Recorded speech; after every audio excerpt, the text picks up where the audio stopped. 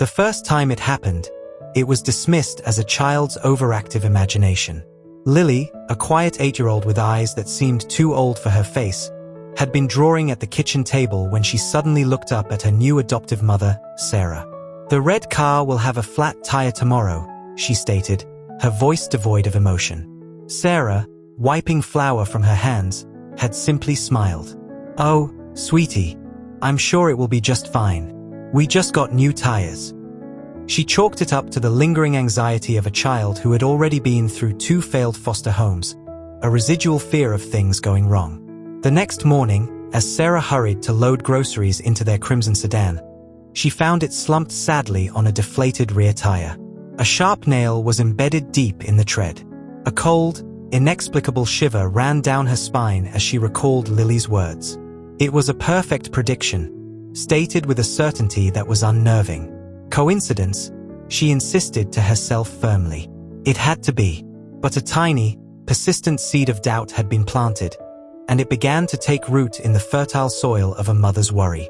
Lily's integration into the Thompson family was a delicate process. Mark, Sarah's husband, was a pragmatic architect who dealt in blueprints and concrete facts, not whimsical prophecies. When Sarah hesitantly mentioned the incident with the tire over dinner, he laughed it off. "Lucky guess, kiddo," he said, ruffling Lily's hair. "Maybe you should predict our lottery numbers next." Lily simply looked at her plate, pushing her peas around. She had learned long ago that speaking of the things she saw often led to trouble, to whispers and strained smiles from adults who then looked at her differently. Later that night, as Sarah lay in bed, she voiced her unease to Mark. "It was so specific, Mark. The red car, a flat tire. Not just something bad will happen." Mark sighed, pulling her closer. "Honey, she's been through a lot. Her world has been unpredictable. So maybe she's creating a sense of control by predicting chaos. It's a common psychological coping mechanism." His explanation was logical, comfortable. Sarah wanted to believe it, to wrap herself in the blanket of rationality he offered. But the image of Lily's solemn, knowing face refused to fade. The predictions did not stop. They were small, mundane things that were impossible to verify as anything but astonishingly accurate guesses. "The phone will ring. It's Nana," Lily would say moments before the landline trilled. "The mailman is wearing a blue hat today," she'd note, and sure enough, when he arrived, a navy blue beanie was perched on his head. She never seemed to concentrate or go into a trance. The knowledge was just there, presented as simple, unadorned fact. Sarah began a small, secret journal, jotting down Lily's statements and their outcomes. The list grew with each passing day, a mounting ledger of impossibilities. She didn't show it to Mark, fearing his continued skepticism. Instead, she watched Lily more closely, searching for a sign, a tell, anything that would explain how her daughter seemed to have a fleeting, inconsistent window into the immediate future. The love she felt for the girl was profound and real, but it was now intertwined with a creeping, awe-filled trepidation. The first major test came during a family trip to the bustling state fair. The air was thick with the smell of popcorn and diesel fuel from the rides. As they stood in line for the Ferris wheel, Lily's small hand tightened like a vice around Sarah's. Her face went pale. "No," she whispered, her voice trembling. "Not the big circle. The man with the yellow shirt will get stuck at the top. He will be scared." She pointed a shaky finger toward the ride operator, a young man indeed wearing a bright yellow staff t-shirt. Sarah's blood ran cold. This was no prediction about mail or phone calls. This was specific, concerning, and involved a stranger. "Mark," she said urgently, pulling him aside and relaying Lily's warning. He frowned, his expression a mixture of concern and frustration. "Sarah, we can't go around causing a scene based on a child's nightmare. Look at that line. Everyone is excited." He believed it was anxiety, a fear of the ride manifesting as a story. They proceeded, against Lily's silent, tearful protests. 20 minutes later, a loud grinding noise echoed from the Ferris wheel, followed by screams.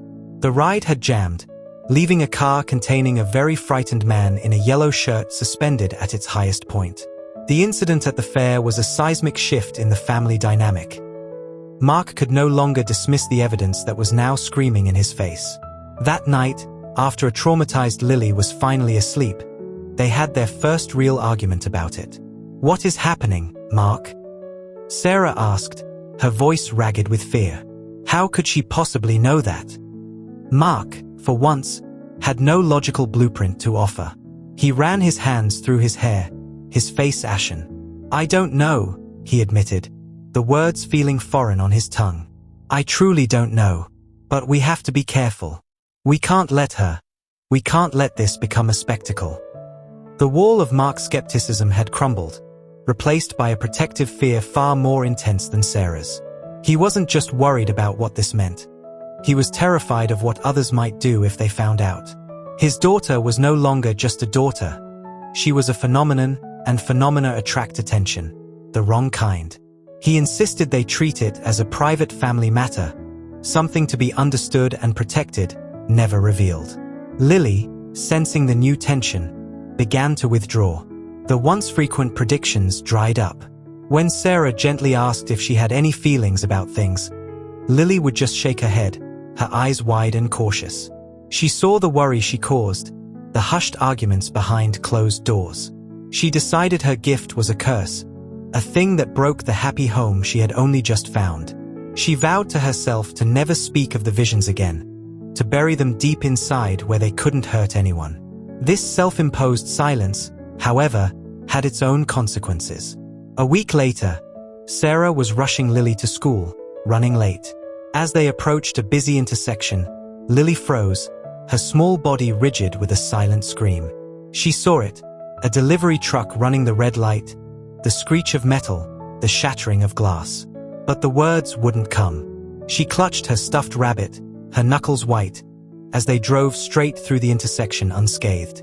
The vision had been a false alarm, a possible future that never manifested. The relief was overwhelming, but it was paired with a terrifying lesson for Lily. Even her predictions were not absolute truths, but shifting possibilities. Her silence had been for nothing. The secret was too big for a child to keep forever. It first leaked out at school during show and tell. Emily, Lily's first and only friend, was heartbroken because her beloved kitten, Whiskers, was missing. As other children showed off toys and souvenirs, Lily felt a sudden, compelling urge to comfort her friend. She leaned over and whispered, "Don't be sad. Whiskers is hiding in the big oak tree in your backyard. She's scared of the neighbor's dog, but she's okay." Emily stared at her, hope flickering in her teary eyes. That afternoon, Emily's mother called Sarah, her voice laced with bewildered excitement. She explained how, acting on Lily's bizarre tip, they had indeed found Whiskers high up in the old oak tree, exactly as described. "How on earth did Lily know?" she asked, laughing in amazement. Sarah's heart hammered against her ribs. She stammered out a lie about Lily probably seeing the cat climb trees before and making a good guess. She hung up the phone, her hands shaking. The genie was out of the bottle. News of the miracle cat finding spread through the second-grade grapevine with the speed of light. Suddenly, Lily was the most interesting person in her class. At recess, a small group of curious children encircled her. "Is it true?" asked a boy named Leo. "Can you really see stuff?" Lily, emboldened by the positive outcome for Emily, shyly nodded. "Sometimes," she murmured. The children bombarded her with questions. "What's on the math test? Who will win the soccer game? Will I get a bike for my birthday?" Lily closed her eyes, trying to focus. The visions came, but they were fragmented and confusing. A glimpse of a test paper, the score of a game, the shiny red paint of a new bike. She offered hesitant, piecemeal answers. To the other children, it was a thrilling game. To Lily, it was exhausting and overwhelming. She was a novelty, a human magic 8-ball. She didn't yet understand that feeding their curiosity would only make them hungrier for more. The attention quickly soured. Not all the predictions were happy ones. When she quietly told a girl named Chloe that she saw her falling off the monkey bars and hurting her arm, Chloe's face crumpled in fear. She avoided Lily for the rest of the day. Later, When Lily mentioned to a boy that she saw him getting in trouble for breaking a window, he shoved her angrily. "You're weird and creepy," he yelled. "I didn't break anything." The fun had turned to fear and hostility. Lily learned a harsh lesson. People only wanted to hear good news. They craved promises of success and presents, but they recoiled from warnings of failure or pain. She was caught in an impossible bind. Telling the truth could make people angry or sad, but lying about what she saw made her headache and feel wrong inside. The gift that had briefly made her popular was now isolating her all over again. She ate her lunch alone, wondering why knowing things had to be so hard. The school principal, Mrs. Davies, called Sarah and Mark in for a meeting. Her tone was polite but deeply concerned. She spoke of disruptive rumors and unsettling behavior among the children. "Some parents are concerned," Mrs. Davies explained, steepling her fingers. "They feel Lily is causing unnecessary anxiety. One child is now terrified of the playground. Another is convinced he's destined to be punished. We need to understand what's happening." Mark, sticking to the plan, was adamant. "It's a game that got out of hand. That's all. Children have active imaginations." Sarah remained quiet, her guilt a heavy weight. She knew the truth was far stranger than imagination. They left with a warning to speak to Lily about appropriate school behavior. In the car, the silence was thick with unspoken words. Their daughter's secret was threatening her place in the community, and their strategy of denial was crumbling. They needed a new plan, but neither knew what that could possibly be. The pressure led Sarah to do the very thing she feared. She sought outside help. She found Dr. Alistair Finch, a child psychologist known for his work with gifted and sensitive children. The first session was a disaster. Lily, feeling betrayed and put on display, clammed up completely. She answered Dr. Finch's gentle questions with monosyllables or shrugs, drawing intricate, looping patterns on her notepad. Dr. Finch, a man with kind eyes and a calm demeanor, eventually asked to speak with Sarah alone. "Mrs. Thompson," he began, "Lily is clearly an intuitive and highly observant child. Sometimes, children who have experienced trauma develop a hypervigilance that can seem almost psychic. They read micro-expressions, tones of voice, environmental cues at a subconscious level." He offered a rational, clinical explanation that was a lifeline for Sarah's desperate need for normalcy. He suggested weekly sessions to help Lily manage anxiety, not to explore her precognition. Sarah agreed, relieved to have a label, even if it didn't quite fit. A crisis erupted that no amount of psychology could explain away. Sarah's brother, Uncle Leo, a boisterous and beloved figure, was visiting. As he prepared to leave after dinner, loading his golf clubs into his car, Lily tugged on his jacket.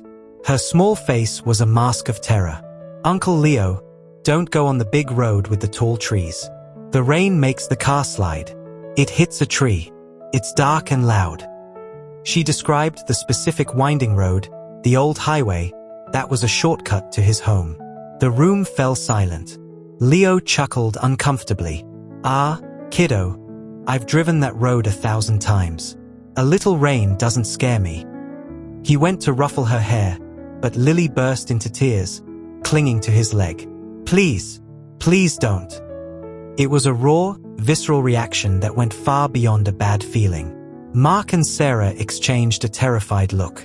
This was no reading of micro-expressions. This was a detailed, urgent warning.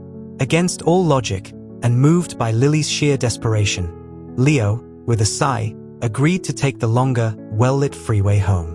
The next morning, the news was filled with reports of a major accident on the old highway. A sudden, torrential downpour had caused a driver to hydroplane, leading to a multi-car pileup. One car had skidded off the road and collided with a large oak tree. The driver was critically injured. The description of the location and the cause matched Lily's prediction with chilling accuracy. Uncle Leo called, his voice shaky with disbelief and gratitude. "She saved my life," he whispered into the phone. "I would have been right there. She saved my life." This event shattered any remaining pretense of normalcy within the family. Dr. Finch's theory of hypervigilance evaporated in the face of a specific prediction about weather and geography hours before it happened. They were left with the staggering, terrifying truth. Their daughter could genuinely see glimpses of the future. The question was no longer, is this real? But what do we do now? The weight of this responsibility felt immense and terrifying. The cat was not just out of the bottle. It was telling the world its secrets. Uncle Leo, despite his promise to keep quiet, told his wife. She told her sister, a local news reporter. A few days later, a woman named Christine Vale appeared on the Thompsons' doorstep, holding a microphone and a smile that didn't quite reach her eyes. "I understand you have a very special little girl," she said. The local news had picked up the scent of a human interest story with a supernatural twist. Horrified, Mark tried to shut the door. "We have no comment. Please leave." But Christine was persistent, sliding her business card through the mail slot. "The world deserves to know about a gift like this," she called out. "It could give so many people hope." Her words were a direct threat to the fragile sanctuary they were trying to build. They watched from the window as she stood on the sidewalk, speaking into her phone and gesturing toward their house. Their quiet suburban life was under siege. The news story aired, a sensationalized 2-minute segment titled The Little Prophet. It used grainy footage of their house and a photo of Lily from the school website. Christine Vale's voiceover was dripping with dramatic intrigue, speaking of mysterious powers and startling predictions. They had interviewed parents from the school, who gave conflicting accounts of a miracle worker and a disturbing influence. The segment ended with a question, blessing or curse? You decide. The effect was immediate and devastating. Their phone rang off the hook with calls from curious strangers, cynical debunkers, and desperate people pleading for Lily's help finding lost loved ones or winning lotteries. Eggs were thrown at their front door with the word freak scrawled in yolk. Lily's gift was no longer a family secret. It was public property, a spectacle to be consumed, debated, and feared. The world was indeed watching, and its gaze was relentless and cruel. The backlash forced them to pull Lily out of school. Her education continued at the kitchen table, a poor substitute for the social interaction she craved. The isolation was stifling. Mark, racked with guilt for not protecting her better, became obsessed with security, installing cameras and new locks. Sarah jumped at every ring of the phone. Their home, once a place of warmth and safety, had become a fortress and a prison. Lily internalized all of it. She believed the hateful words scrawled on their door were meant for her. She was the reason her parents were scared. She was the reason they were trapped. The weight of this guilt was crushing. She stopped speaking almost entirely, retreating into a world of books and silence. Her gift, once a part of her, now felt like a monstrous alien entity that had destroyed everything good in her life. She wished more than anything that she could tear it out of herself. Amid the chaos, a different kind of letter arrived. It was from a Dr. Aries Thorne, the director of the Center for Parapsychological Research. His letter was not sensationalist. It was respectful, academic, and filled with caution. He did not claim to believe or disbelieve, but rather expressed a scientific interest in documented anomalous perception. He offered a controlled, private environment where Lily's ability could be tested and understood, with the goal of helping her manage it. Mark was immediately opposed. They'll just want to turn her into a lab rat, he argued. But Sarah saw a glimmer of something else. What if they can help her? Mark? What if they can explain how this works? We're drowning here. We need help from someone who doesn't think she's a freak or a prophet. It was the first crack in their unified front. Sarah was no longer just seeking to protect Lily. She was seeking answers, a roadmap for a reality that had no precedent. After weeks of tense discussion, they agreed to a single, preliminary meeting with Dr. Thorne at a neutral location. He was a tall, slender man with a calm, academic demeanor. He spoke not to them, but directly to Lily, explaining his work in simple terms. We study how some people sometimes know things they shouldn't be able to know, he said. We don't know why it happens. We just try to create quiet rooms where it's easier to listen. To everyone's surprise, Lily, who had been silent for weeks, looked up and asked, like listening for a whisper. Dr. Thorne smiled gently. Exactly like that. He made no demands, offered no tests that day. He simply gave them his card and left. The encounter was a balm. For the first time, someone had spoken about her ability without fear, greed, or religious fervor. He treated it as a neutral, fascinating fact of nature. Lily, for a moment, felt slightly less alone. Lily's visions, suppressed by stress and guilt, began to return with a vengeance, now manifesting as intense, waking nightmares. She would jolt awake, screaming about fires, collapsing buildings, and lost children. These were no longer personal predictions but large-scale, chaotic disasters. The images were fragmented and terrifying, but they lacked crucial details, locations, times, names. She was seeing suffering but had no way to prevent it, trapped in a hell of useless knowledge. She confided in Dr. Thorne during their first sanctioned session. "It's too loud," she cried. "There are too many whispers all at once." He theorized that her ability was maturing and expanding, perhaps fueled by global media exposure, but without the focus her younger mind had once provided. He began teaching her grounding techniques, breathing exercises, meditation, not to stop the visions, but to help her manage the tidal wave of information. It was the first step toward control, toward building a seawall against the ocean of time. The ultimate test of her emerging control came during a visit to a crowded city museum. As they walked through her exhibit, Lily suddenly stopped, her hand clamping onto Sarah's. Her eyes lost focus. "The big stone, the one with the writing," she murmured, her voice distant. "A man, he trips. He falls into it. It wobbles. It falls on the little boy in the blue shirt." She pointed toward a massive ancient stele displayed on a low platform. This was a clear, immediate vision with a preventable outcome. Following Dr. Thorne's protocols, Sarah didn't panic. She calmly alerted a security guard, suggesting the artifact looked unsteady and that the crowd should be kept back. The guard, though skeptical, obliged, cordoning off the area. Minutes later, a distracted man backing up for a photo indeed stumbled over the rope barrier, his shoulder slamming into the stele. It rocked violently on its base but, thanks to the newly created buffer zone, did not topple. A disaster was averted not by a dramatic prophecy, but by calm, rational action based on a warning. Lily had used her gift, and it had worked for good. The successful intervention at the museum was a turning point that IT proved to mark that understanding could be a more powerful tool than hiding. He finally gave his full support to the work with Dr. Thorne. In the controlled environment of the center, Lily began to thrive. She learned to differentiate between strong, fixed visions, like Uncle Leo's accident, and weaker, more malleable possibilities, like the museum incident. She was not a prisoner of fate. She was an interpreter of probabilities. Dr. Thorne's team conducted discrete, ethical tests using randomized systems.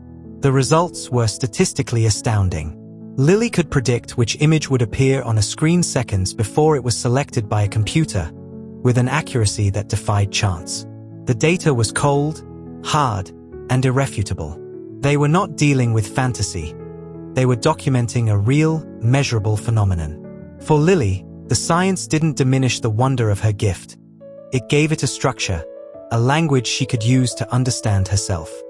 With understanding came a new kind of pressure, the ethical dilemma. If she could prevent a tragedy, did she have a moral obligation to do so? This question was forced upon her when she had a vivid, relentless vision of a small grocery store robbery turning into a deadly shooting. She saw the face of the cashier, the specific time on the clock. It was set for 2 days in the future. But she had no idea which store, in which city.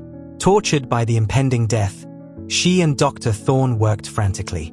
They analyzed her vision for clues, the brand of cigarettes behind the counter, a unique poster on the wall. They contacted authorities anonymously, but the description was too vague to be of use. When the news reported the shooting the next day, exactly as she had foreseen, Lily was devastated. She had known, and yet she had been powerless to stop it. She learned a cruel lesson. Knowledge without context was a torment, not a power. The failure to prevent the shooting sent Lily into a deep depression. She felt the weight of every life she couldn't save, a burden no child should ever carry. She refused to cooperate with Dr. Thorne, retreating back into her shell. "What's the point?" she asked Sarah, her voice hollow. "I see bad things and I can't stop them. Or I see good things and it's just luck. I don't want this anymore." She wished for the simple, blind life of a normal child. It was her father who found the way through to her. Mark sat with her, not as a skeptic or a protector, but just as her dad. "You saved Uncle Leo," he said softly. "You saved that little boy at the museum. You can't save everyone, Lily. That was never your job. Your job is to be my daughter. The rest of it, the gift, it's just a part of you, like your smile or your kindness. You don't have to use it for anything.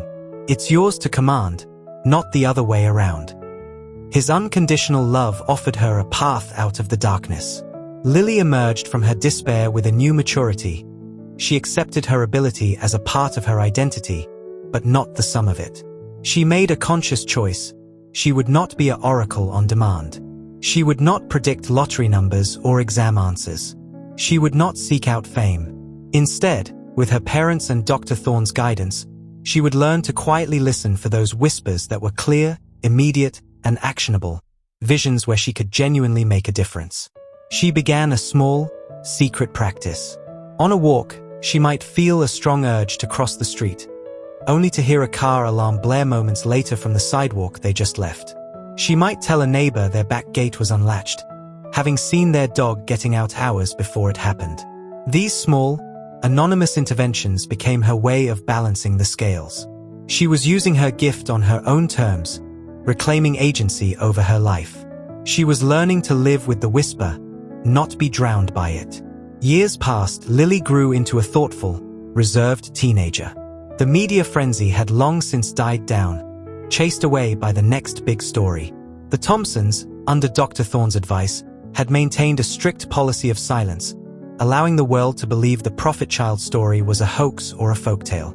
Lily attended a new school under a slightly altered last name, a protective measure that allowed her a semblance of normalcy.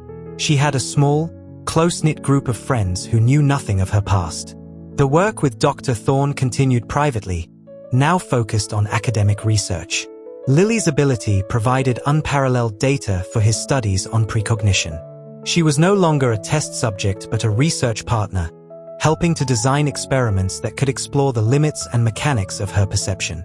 The mystery of her gift remained, but it was now a shared puzzle to be solved, a collaboration between science and the inexplicable. She had found a purpose in the understanding. The past, however, has a long shadow. Christine Vale, the reporter, now worked for a national tabloid show. She had never let go of the story, convinced there was more to it. Through dogged investigation, she uncovered the connection to Dr. Thorne's research center. She ambushed Lily after school one day, camera phone in hand. "Lily Thompson? The little prophet all grown up. Care to comment on your work with the government? Are they weaponizing your powers?" she demanded, shoving the phone in Lily's face.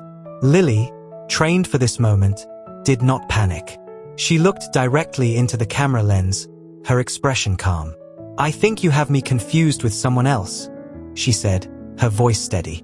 "My name is Lily Thomas. Please leave me alone." She walked away, her heart pounding but her head high. The encounter was a stark reminder that her past could resurface at any moment. The watchful world was still there, waiting for another glimpse. The tabloid piece that followed was predictably outrageous, full of wild conspiracy theories. But without new, verifiable evidence, it was largely dismissed as ridiculous clickbait. It did, however, attract the attention of one very specific, very desperate audience. Letters began to trickle in again, but these were different. They were from people who had experienced similar, unexplainable things, glimpses of futures, intuitive knowings. They had read the crazy article and seen past the sensationalism to the kernel of truth. One letter, from a woman named Elena, stood out. She described her own lifelong struggle with premonitions and the isolation it caused. "I thought I was alone," she wrote. "If you are real, please know that you are not." For the first time, Lily felt a connection to someone who might truly understand. With her parents' blessing, she wrote a cautious, anonymous reply.